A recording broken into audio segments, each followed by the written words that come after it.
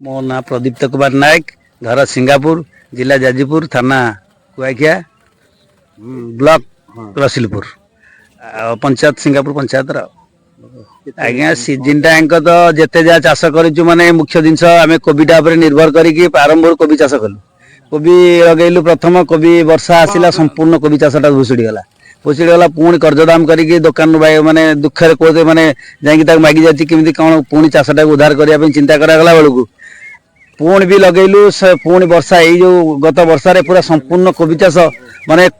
अचानक एमती वर्षा है जोटा सब कोबी 15-20 हजार कोबी गछ मोर संपूर्ण कला है छारखार है जोटा कि आज मो पिलांकर पाठ पढ़िया आम केमी नहीं चाष को लेकिन बंचीलु कौन करा मो मुंडे चिंतार कारण है पड़ी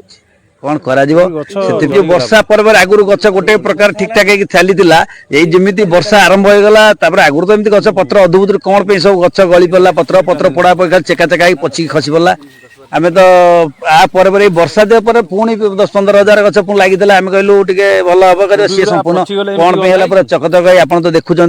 आसिक आम कौन ये कर सब तो आप दुख कथा कहले कि माने बुझा किए अच्छा सब सरकार तो सब कथा कहते पानी दबा गोचा दबा को सुविधा कि आम चक सारा पानी मार्डिकी आ भितर जमी आसी जाम लास्ट सीजन बेलू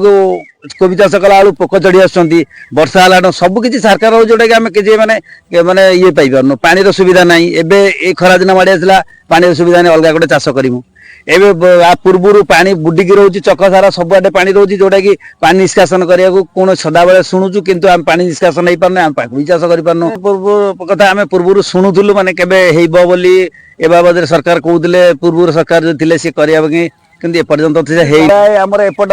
ये चकटा एपट माने निहाती आपनकर चिंता करते आमर 3-4टा खंडे पंचायत आम जल भितर बंदी आम मुख्य जिन सब पानी निगिड़ी आसिक आमरी सिंगापुर बारवाटी सिंगापुर प्रथमा खंडे एमती लगा ओडिशो इन पाखापाखि ये सब पंचायत आम पानी घर भर रहा भाया चाषबास आम संपूर्ण हाँ पूरा दुखे हाँ पूरा चाष आम हो पारे पानी असुविधा किसी ना आम कौन केनाल अच्छी नाक अच्छी टेका पानी कौटे आम तो गड़िया पोखरी सब पोता पोती पाती देकी किए घर करदेला किए ड्रेनेज बंद करदेला किए तार जो पोल था पूर्व आम जेदापा आम पूर्व पुरुष आम थे जो कहती ए पानी पास करे कि सब जगह बंद बुंदा कर घर द्वारा कर जोटा पानी पास करने बाट ना जल को आम चाष करवा कि जल आम कतरे पहुंची पारे तार सुविधा किसी नहीं किसी व्यवस्था भी किसी नहीं। अच्छा ये जो चाष खेती मो एटा आकलन मोर मो टार्गेट मो प्रत्येक वर्ष जहाँ भी कोबी चाष करी मो परिवार मेंटेन करे मो अलग अल्प चाष अलग करे कि कोबी चाषटा मेहनत काम से 2-3 एकर खंडे कोबी चाष करे आईटा